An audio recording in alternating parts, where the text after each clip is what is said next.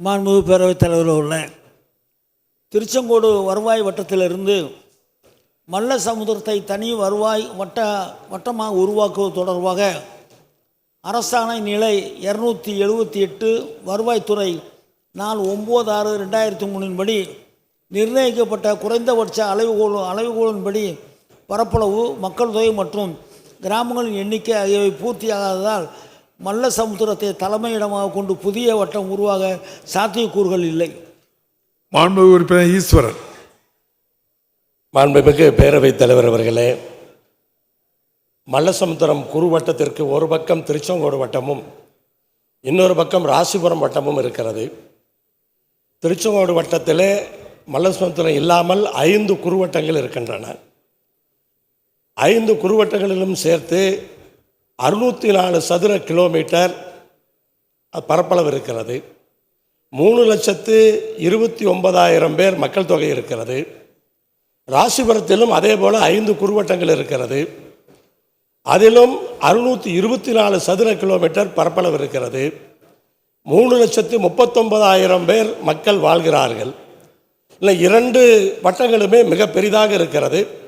அதிலே ராசிபுரம் வட்டத்திலிருந்து வெண்ணந்தூர் குறுவட்டத்தையும், திருச்செங்கோடு வட்டத்திலிருந்து வையப்பமலை குறுவட்டத்தையும் எடுத்து மல்லசமுத்திரத்தோடு சேர்க்கும் பொழுது நீங்கள் கேட்கின்ற பரப்பளவும் அந்த கிராமங்களும் சேர்ந்துவிடும்.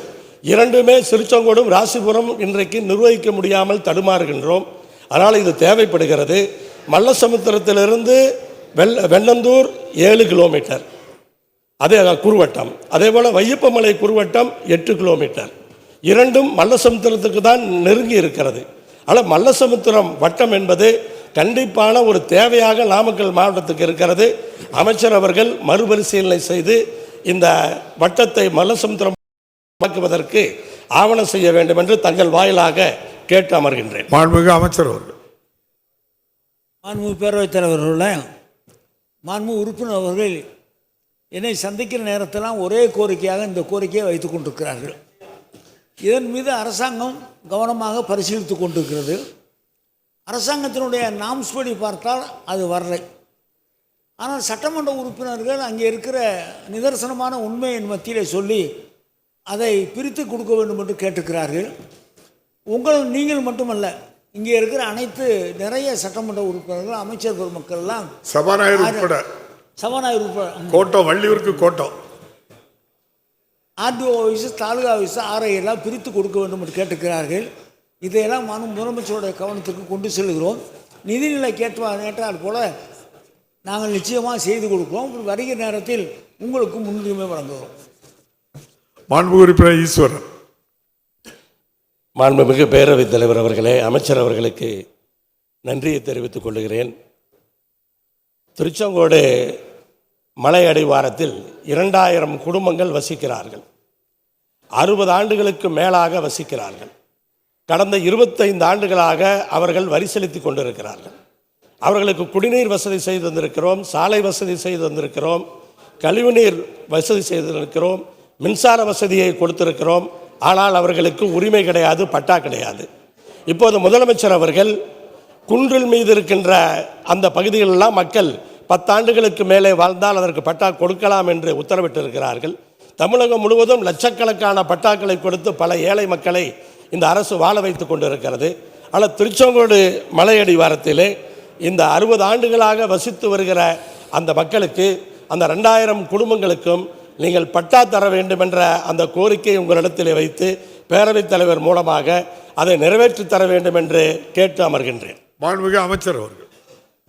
மாண்புமிகு பேரவைத் தலைவர்கள், இதே போன்ற கோரிக்கையெல்லாம் நிறைய வந்ததன் விளைவாகத்தான் மாண்புமிகு முதலமைச்சர் அவர்கள் இதில் கொஞ்சம் கருணையோடு எந்தெந்த இடங்களெல்லாம் பொதுமக்களுக்கு ஒரு 10 ஆண்டுகளுக்கு மேலாக வாழ்பவருக்கு பட்டா வழங்குவதற்கும், வேறு பகுதியில் சென்னையை சுற்றி 10 ஆண்டு, நம்முடைய பகுதிக்கெல்லாம் 5 ஆண்டு என்று சொல்லி பிரித்து அவர் கொடுக்க வேண்டும் என்று சொல்லியிருக்கிறார்கள். குன்று பகுதியாக இருந்தால் அதை கொடுக்கலாம் என்றும் சொல்லியிருக்கிறார்கள்.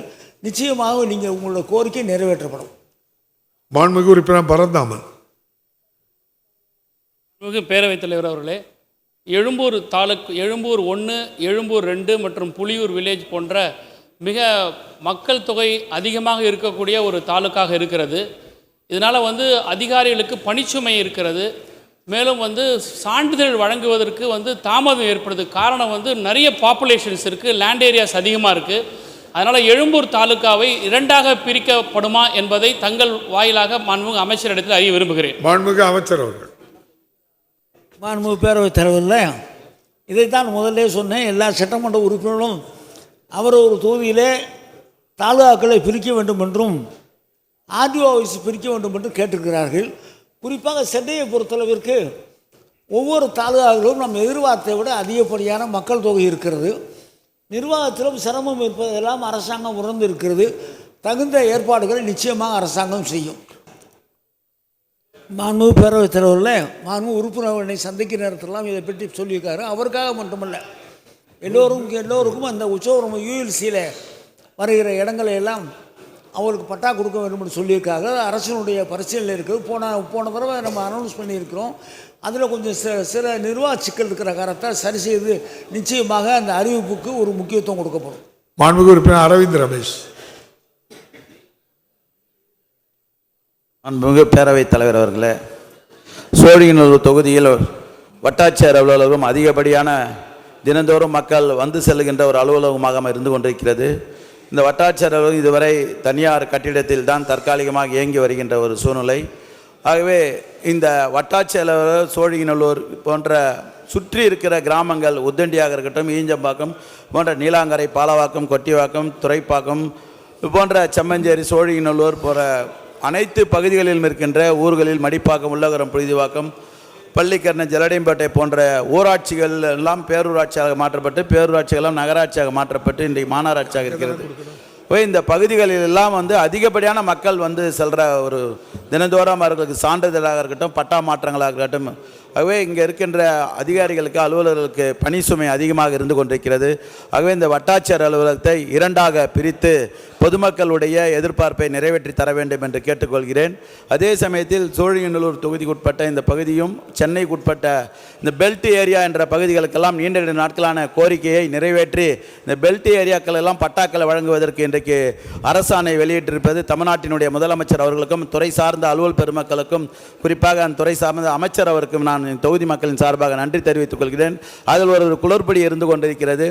2006-2011 தமிழ்நாட்டினுடைய முன்னாள் முதல்வர் தலைவர் கலைஞர் ஆட்சியில் எப்படி பட்டாக்களை வழங்கினார்களோ அதே போல பட்டாக்களை வழங்கி அந்த மக்களுடைய நீண்ட நாட்களின் கனவுகளை நிறைவேற்றி தருகின்ற அரசாக நம்முடைய தமிழ்நாட்டினுடைய முதலமைச்சருடைய அரசு இருந்து கொண்டிருக்கிறது. அதையும் நிறைவேற்றி தர வேண்டும் என்று மாண்புமிகு அமைச்சர் அவர்களை பேரவைத் தலைவர் வாயிலாக கேட்டு விடைபெறுகிறேன்.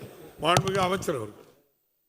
மாண்புமிகு பேரவைத் தலைவரில் எல்லா சட்டமன்ற உறுப்பினர்களும் ஒரே கேள்விதான். அமைச்சராக நானும் ஒரே பதில் தான் சொல்லி கொண்டிருக்கிறேன். எல்லோரும் அவருடைய பகுதியில் தாலுகாக்களை பிரிக்க வேண்டும் என்று கேட்கிறார்கள். இதையெல்லாம் நீங்கள் கடிதமாக என் மத்தியில் கொடுத்திருக்கிறீர்கள். முதலமைச்சருடைய கவனத்தில் கொண்டு சென்று நிச்சயமாக அதற்கு உரிய நடவடிக்கை எடுப்போம். தாலுகாக்கள் பிரிக்க வேண்டிய அவசியம் இருப்பதை அரசாங்கம் உணர்ந்திருக்கிறது. நிதிநிலைக்கு ஏற்றாற் போல நிச்சயமாக செய்து கொடுக்கப்படும்.